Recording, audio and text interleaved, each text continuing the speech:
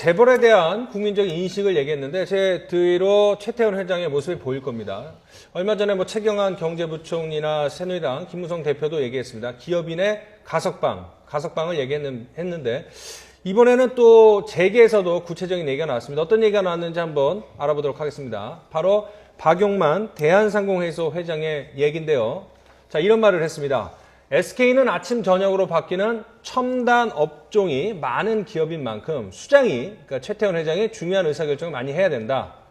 그래서 이 마지막 하루까지 채워서 100% 처벌을 해야 하나 기업인이라고 해서 가석방 안 시켜주고 유독 끝까지 안 된다. 이런 거는 무리가 있다. 역차별이다. 뭐 이런 얘기를 대한상공회의소 회장인 박용만, 이 두산 회장이죠. 박용만 회장이 얘기를 했습니다. 자, 역차별 얘기를 결국은 했어요. 일단은 이 내용부터 한번 얘기를 해보죠. 예. 저분이 지금 말씀하신 거는 조금 본질을 흐리는 거고요. 네. 어떻게 보면 사실을 조금 왜곡하는 측면이 있어요. 네. 최태원, 최재원 회장이라고 해서 100% 형기를 꼭 맞춰야 된다라고 하는 사람은 없어요. 네. 왜냐하면 우리나라 법에 가석방이라는 규정이 있습니다. 지금 법무부 장관이나 정부에서도 말했다시피 법무부 장관이 원칙대로 예. 법에 나와 있는 대로 할 것이다. 그 예. 이상의 생각 없다라고 말했는데요. 정말 원칙대로 하면요. 지금 시점에서는 최태원 회장이 가석방이 나오기 어려운 게 맞는 거거든요. 그렇다고 100% 형기를 꼭 채워서 가석방이라는 제도가 있는데 이 제도를 완전히 이용하지 못하게 하라는 거는 아니에요. 우리 네. 국민들도. 예. 근데 아까 저분이 말했듯이 그렇다고 해서 100% 채워야 되냐, 지금 정도면 나올 수 있어야 되는 거 아니냐라는 말은 예. 연결시키면 안 된다는 거죠. 왜냐하면 우리나라 가석방에는 예. 규정도 있고 요건도 있고 또 가석방 심사위원회가 심사를 하게 돼 있는데요. 예. 이 원칙대로 한다는 거는 첫 번째는 법대로 하는 것이고요. 만약에 법에서 어떤 일정 부분 이렇게 가석방 심사위원회에 재량을 준 부분이 있을 때는 그 재량이 지금까지 행사되어 온 관례라는 게 있습니다.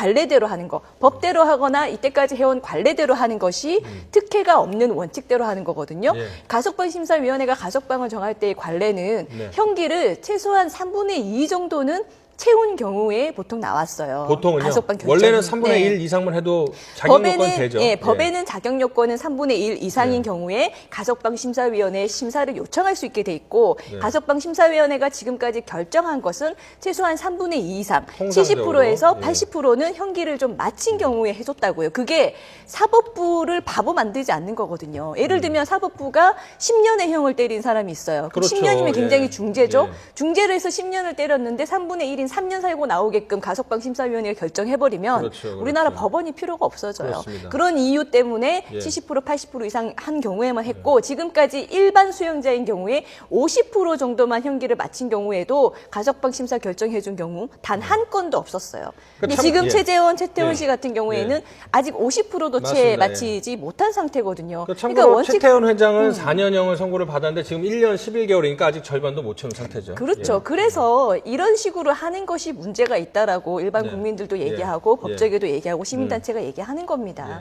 지난해 그 황교안 법무부 장관 명의로 예. 법무부에서 발표를 했어요. 예. 뭐였냐면 광복절 특사 즈음해해서 예. 사회 지도층이나 고위 공무원 같은 경우에는 가석방 대상으로 아예 삼지 않겠다라고 지난해 광복절에 발표를 했던 게 예. 그게 법무부가 세웠던 원칙이에요. 예. 그리고 저분 말씀 중에서 지금 사실은 우리 사회가 우리 경제와 관련해서 끊임없이 제기되고 있는 문제가 꼭 재벌이 꼭 기업이 오너에 의해서만 그렇게 운영이 돼야 되냐.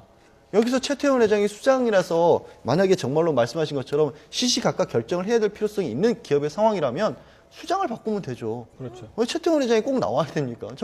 발사 지금 조현아 전 부사장이 그렇게까지 국민적인 지탄을 받게 된 이유도 꼭 그들만이 해야 되느냐 이게 문제였던 거거든요. 예. 그런 인식부터 바꿔야죠. 정말로 필요하면 저는 그래요. 법이라는 거는 결국에 정말로 필요하면 필요성과 상당성 두 개를 항상 비교해서 진짜 필요하면 원칙을 바꿔서라도 풀어드려야죠. 근데 꼭 그런 상황인가? 다시 생각해 봐야죠. 그러니까는 그런 얘기를 할 수 있는 것 같아요. 그 정도로 오너 리스크가 큰 기업이 무슨 세계적인 기업이냐 이런 비판도 나올 수 있고 그렇게 책임감이 있으면 잘못을 애초에 하지 말아서 그 자리를 지켰어야지.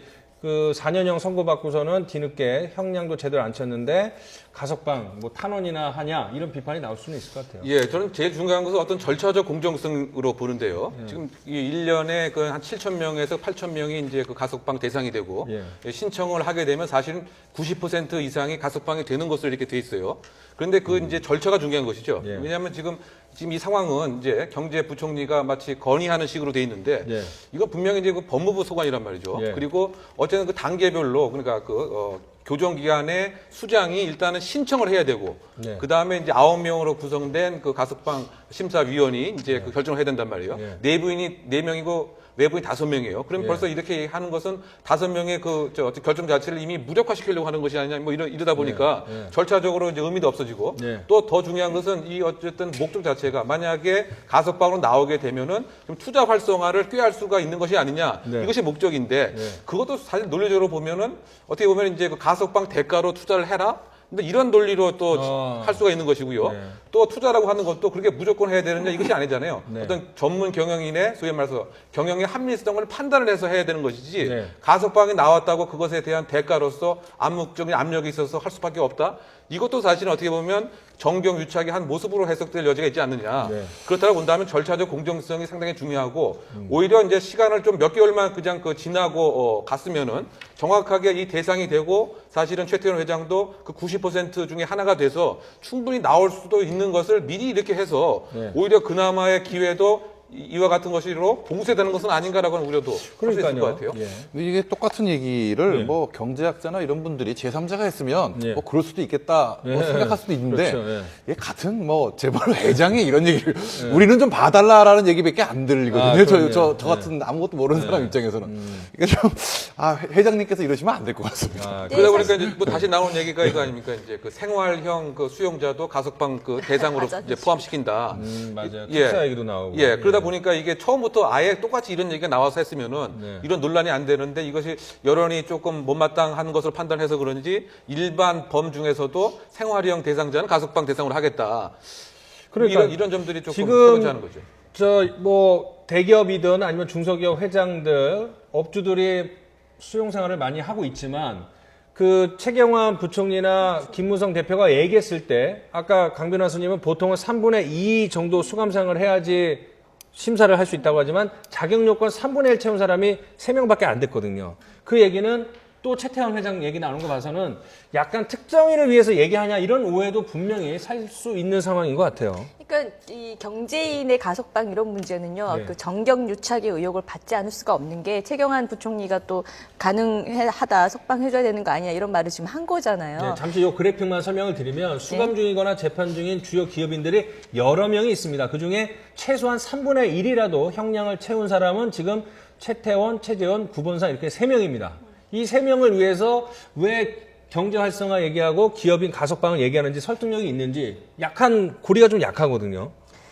그러니까 우리가 이런 그 행태를 보면은 지금 우리 조현아 씨의 이게 슈퍼 가배 행포 이런 얘기를 하고 있고 정부도 비난하고 정치권도 비난하고 있지만 이게 다 겉으로만 하는 비난이라는 거예요. 알고 보니 다 가재는 개편인 것처럼 예. 정치권도 또 이런 식으로 지금 대기업이라고 해서 이제 경제 살리기라는 명목으로 또 특혜를 준다 이런 얘기를 꺼내는 것이 결국은 조현아 씨 같은 슈퍼 갑을 또 낳는 예. 분위기를 지금 형성시켜 주는 거거든요. 예. 그러니까 이런 거는 굉장히 조심해서 해야 되는 부분이고 예. 아까 양재 변호사 말씀처럼 예. 경제는요 대기업 수장이 살리는 게 아니에요. 그것도 국가 경제는 자기 그 기업 정도만 운영하는 사람인 것인지 우리나라의 국가 경제의 80%는요 오히려 대기업 다니지 않는 서민 소상공인들, 중소기업, 좀 더 넓히면 중견기업 이분들이 국가 경제의 80% 이상을 차지하고 있거든요. 그러니까 마치 대기업을 살리고 대기업 수장을 살려야 국가 경제를 살린다는 것처럼 생각하는 거는 말도 안 되는 논리고요. 우리나라 경제학자 중에서도 그것에 찬성하는 분들은 난 거의 없을 거라고 보는데 오히려 정치권이